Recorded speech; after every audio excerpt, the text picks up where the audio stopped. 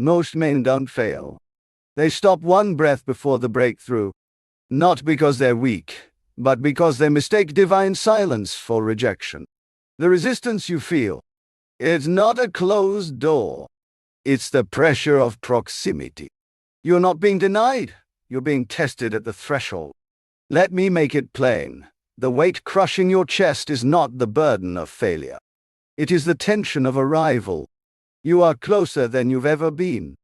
The crown hasn't vanished, but it will not descend on a man who hesitates. This isn't motivation. This is your higher self speaking, the version of you that refuses to fold, that remembers the mission even when the path goes dark. And if you can take one more step, especially when everything inside begs you to retreat, you won't just survive. You'll emerge reborn.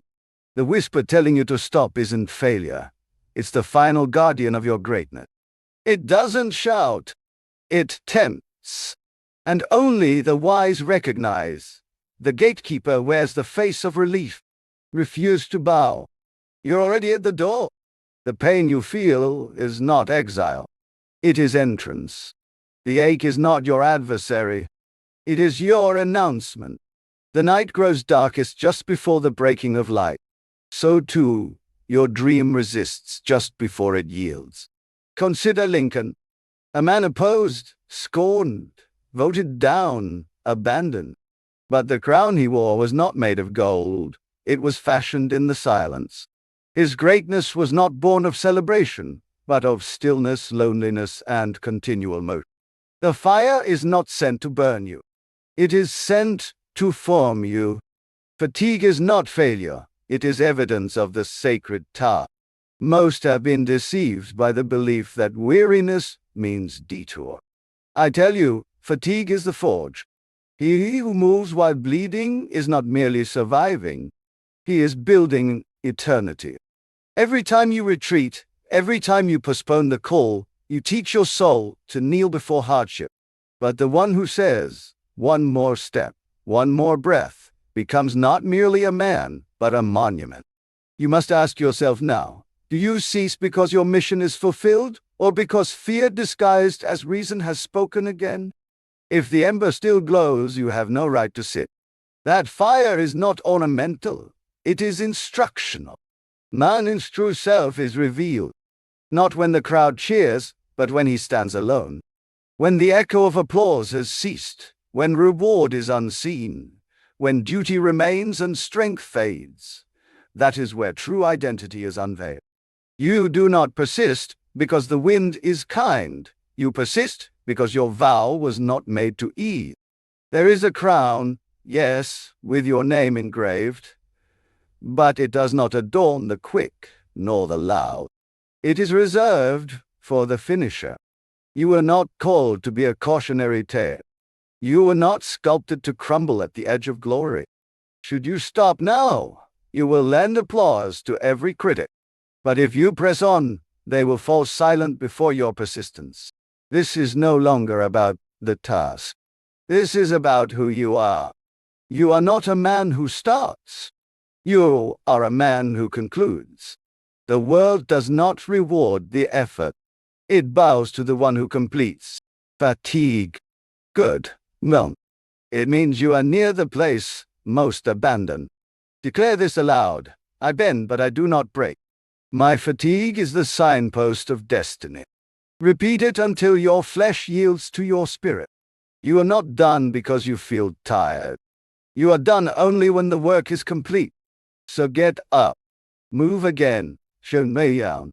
Return not as a man who wishes, but as one who commands. Destiny belongs to the one who keeps walking, not in glory, but through fire. The future is not watching passively. It is waiting actively. It listens for your footsteps. Do not deny it. Write this as law upon your heart. The crown is not won in the starting. It is granted in the finishing. The man who finishes while bleeding is the man who becomes legend. You may stumble, but let your stumble be forward. Let it be sacred. Even if you fall into action. You are not born to drift in moods. You are fashioned to rule in resolve. You are no longer to wait on feeling. You are to summon will. Let your vow be louder than your exhaustion. Let it be carved upon the walls of your consciousness. Say it. I act whether I feel like it or not. My identity commands my motion. The world is not changed by those who started strong, but by those who refuse to stop. Let the furnace refine you. Let fatigue inform you. Let motion define you. Do not quit. Do not look back. Do not surrender. Keep walking, for heaven keeps record, and the crown is already yours. Don't you dare quit now. You have heard it said that the world is changed by those who endure to the end. But let us look closer now, not at the act of quitting, nor the fire of fatigue, but at the divine posture of finishing. For the man who finishes, truly finishes, is a man who no longer seeks permission to continue. He no longer waits for signs. He no longer requests external proof. He has become the proof. There is something holy about a man who completes what he declares, something godlike. Completion is not merely an act, it is a state of consciousness. The one who finishes has entered a covenant with self, with spirit, with the unseen laws that govern manifestation. He has decided not only to begin but to become. Completion is not about victory over task. It is victory over time, over hesitation, over distraction. The man who finishes is a sovereign being, a lawmaker in his own world. He speaks, and it is so, not because the path clears, but because he no longer requires clarity. He has chosen movement, and movement obeys. Now hear this truth. Every act of finishing rewires the mind. It is not just the goal achieved. It is the internal kingdom that is altered. Each completion is a brick in the fortress of self-trust. And that trust, once matured, becomes unstoppable. The man who trusts himself finishes without fanfare. He does not wait to feel strong. He simply obeys the command of his vow. Most fail not for lack of talent, nor of strength, but for lack of completion. They collect beginnings like tokens, but finish nothing. Their power is scattered across unfinished pages, abandoned missions, and forgotten vows. But the man who completes, he gathers his power. He draws it back from every false start and wasted word. He becomes concentrated, focused, dangerous. Let us then look upon finishing not as a chore, but as a sacrament. Let every act of completion be holy. Let it sanctify your day, your space, your soul. When you finish even a small task, you declare to heaven and earth, I am the one who holds his word. And now, listen carefully, because this is a mystery only a few understand. Completion is not about time. It is about embodiment. When you embody the state of the man who has already finished, the path rushes to meet your steps. You do not work toward the goal. You work from the end. In imagination, see it done. Feel the relief of it finished. Rest in the identity of the man who already walked through the fire and emerged crowned. And from that state, act. You are not moving toward a reward. You are revealing what was always yours. This is the sacred art. Assume the end. Feel the end. Live from the end. And let every act be one of remembrance. Not striving, but recalling. Not chasing, but accepting. The crown is not won. It is remembered. He who finishes does not beg. He does not plead. He does not barter with fate. He acts with authority. Because he knows, he remembers, what was written of him from the beginning.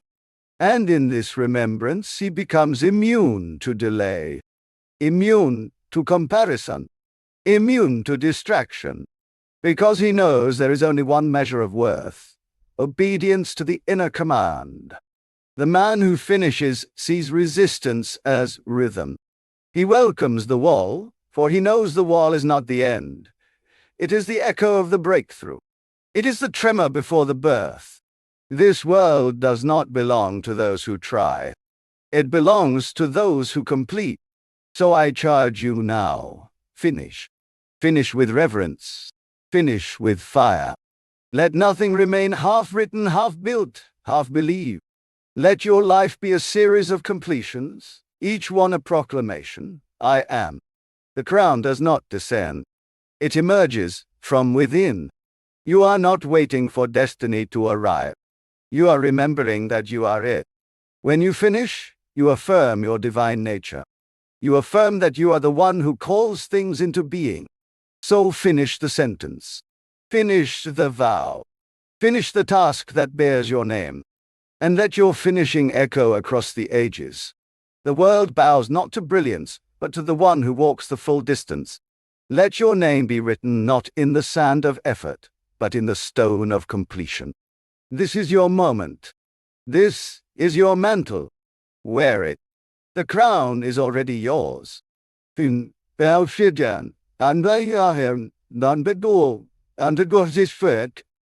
is a realm in which all things are finished, not someday, but now. And the man who learns to live from that realm, to dwell not in the process, but in the promise already kept, walks in a power no earthly resistance can match. I do not speak of philosophy. I speak of law, spiritual law, immutable and absolute. Completion is not an achievement. It is a posture, an inner alignment with the already accomplished fact. To embody the end is to defy delay, to dissolve doubt, to collapse the illusion of distance between you and your destiny. You are not moving toward your goal. You are awakening to what already is. The man who embodies the end moves differently. He does not hustle. He does not hesitate. His actions are saturated with knowing. His hands do not reach, they reveal. His steps do not chase, they confirm. Let us now speak of this mystery with the clarity it deserves. All things exist. All potential realities, all outcomes, all victories, they exist now, fully formed, waiting only for the man who aligns himself with their frequency. There is no future. There is only the unfolding of the state you dare to occupy. When you embody the end, you are not hoping. You are remembering. You are claiming. This is why it is written, when you pray, believe that you have received it, and it will be yours. The act of believing is not in hope. It is in possession. You cannot hope and possess simultaneously. You must choose. To live from the end is to assume the identity of the man who has already triumphed. His decisions are not reactive. They are declarative. He speaks from finality. He does not ask, what should I do? He says, what does the man who has already become do now? And then he does it. Understand this well. Identity precedes manifestation. The outer must bow to the inner. When the inner man says, I am complete, the world scrambles to reflect that decree. Conditions reorganize. People align. Time submits. Because it is not circumstance that builds the man. It is the man who commands circumstance by embodying the outcome. But how do you do this, you ask? How does one live from the end when the evidence screams otherwise? You do it in silence, in imagination, in discipline. You do it when no one sees. You feel what the man who has finished feels. You carry yourself with his certainty. You walk with his rhythm. You speak his words. And as you do, the invisible takes form. For consciousness is the only reality. The man who finishes in the outer world has first finished within. He has stood in the center of the completed vision and breathed it into life through repetition and resolve. He does not need the world to confirm him. He confirms himself, and the world echoes back. Now I tell you a higher truth. Once you have embodied the end, delay becomes irrelevant. Time becomes your servant, not your tyrant. You no longer measure success by days passed or tasks completed. You measure by fidelity to state. Are you loyal to the version of you that already holds the crown? Or do you wander, entertain lesser images, and dilute your decree? The man who finishes well is not the man who tries harder. It is the man who remembers better. He remembers who he is. He remembers what he saw. He remembers what he declared in the silence when the world had not yet caught up. And he holds to it with reverent awe. Most men beg for signs. They ask the world to give them confidence. But the finisher needs no sign. He knows that every movement aligned with his end is sacred. It is seed. It's sowing. And if he sows from the posture of certainty, the harvest is inevitable. So I ask you now, have you dared to see the end? Have you stood in it in your mind? Have you felt the breath of victory on your skin? Have you walked through the threshold not as one seeking, but as one sent? If not, then begin. Begin now, for all becoming is simply remembering. The moment you assume the end, everything changes. You may not see it with eyes, but you will feel it. And that feeling is the law. It is the root. It is the womb of all creation. When resistance rises, and it will, do not panic. It is not a denial, it is a test. It asks one question only. Are you loyal to the vision, or will you return to the old man who doubted? Let your answer be motion. Let your answer be stillness steeped in certainty.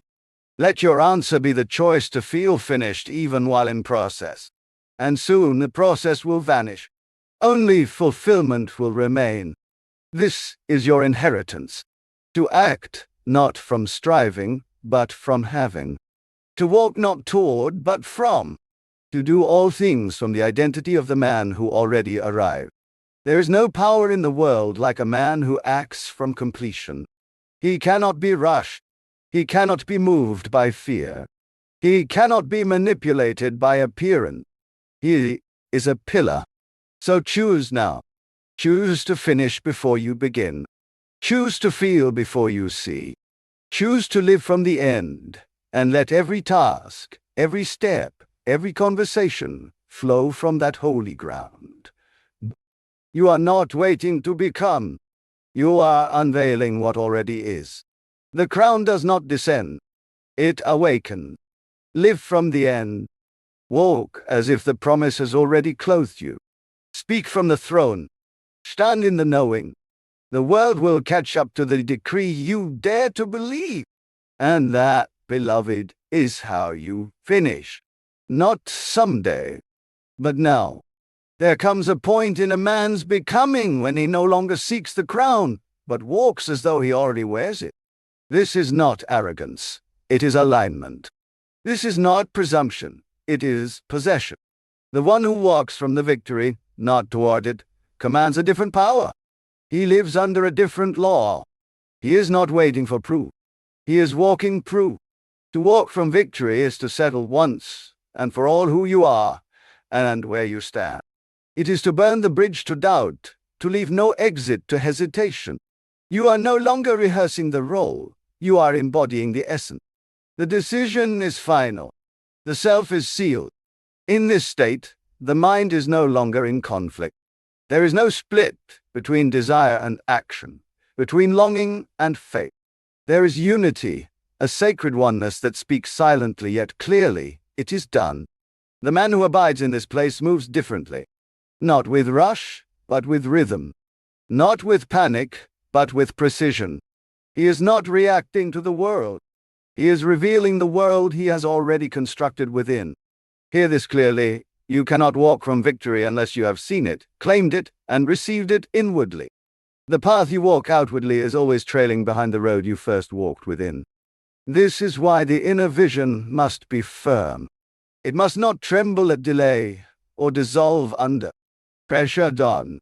The crown must be worn in the heart before it appears upon the head. The man who walks from victory does not entertain options. He does not flirt with alternatives. He is married to the outcome. He has said, "This is mine," and meant it. And every step he takes, no matter how small, no matter how invisible to the world, is a manifestation of that inner marriage. This is not about brute force or mere repetition. It is about saturation. The victory has soaked into his bones. It has become his frequency, his breath, his posture. He is not reminding himself of it. He is remembering what he never forgot. To walk from victory is to cease measuring your progress by how far you have to go. It is to measure only by alignment to the man you've already seen yourself become. You are not checking result. You are checking resonance. Does this thought match my end?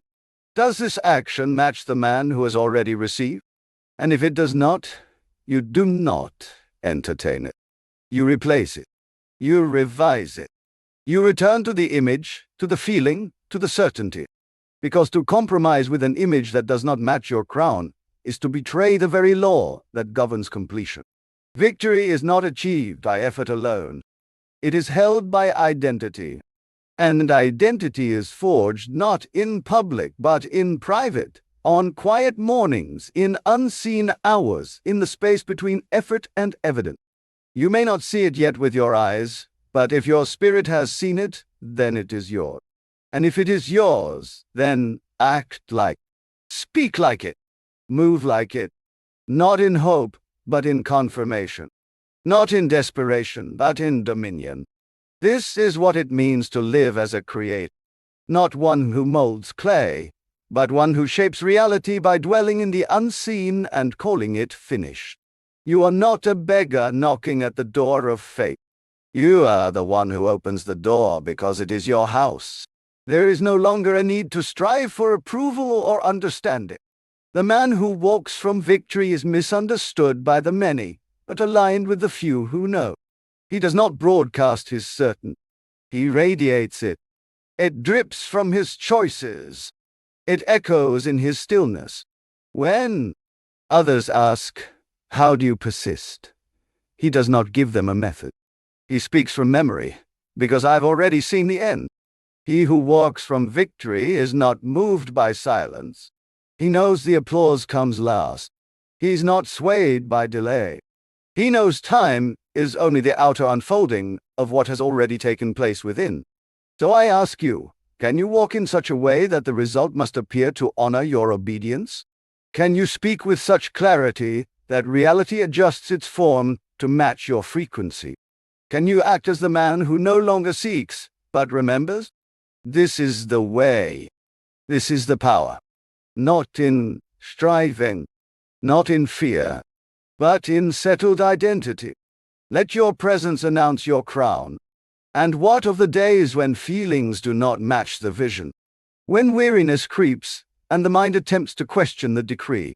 You do not negotiate with such voices. You answer them, not with argument but with action. You act again. You walk again. You declare again. Because your crown is not upheld by mood. It is upheld by mastery. Mastery of the inner world. Mastery of attention. Mastery of motion in the absence of motivation. This is not denial of emotion. This is dominion over it. Emotion may visit, but it is not the ruler. You are. So live now from the fullness of what you've already claimed. Don't wait to be called victorious. Call yourself. Don't wait to be affirmed. Affirm yourself. Don't wait to be chosen. Walk as the one already sent. Every step forward is not a gamble. It is a declaration. Every move you make in faith to the vision is a seed that cannot die. Let others observe.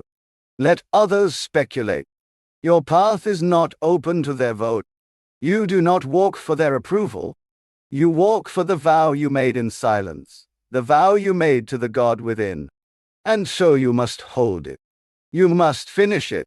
Not because the world is watching, but because you are. This is how the new world is born, through the man who dares to walk from the victory that others cannot yet see. He walks alone, until the world catches up. He walks unseen, until the crown manifests. And then they call him a miracle. But he knows, he was always the miracle in motion. So, now, rise, and walk from victory.